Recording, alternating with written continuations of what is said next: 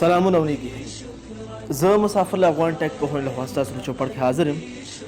راځئ چې نن په دې خبرې کوو چې څنګه کولی شو چې یو څوک راپورټ کړو، یعنی که څوک درته زیان رسوي یا ستاسو په نوم نورې آی ډي نه جوړې کړي دي، نو څنګه کولی شو چې هغه د فیسبوک نه ختم کړو. نو اول به فیسبوک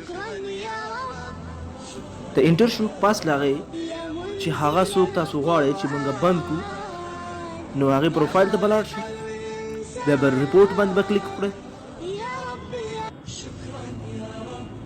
او پس له هغې ریپورټ دیس پروفایل. This is fake account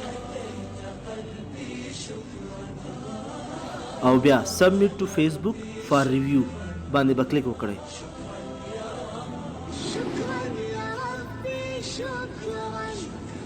هديت قلبي شكرا نورت دربي شكرا شكرا يا رب.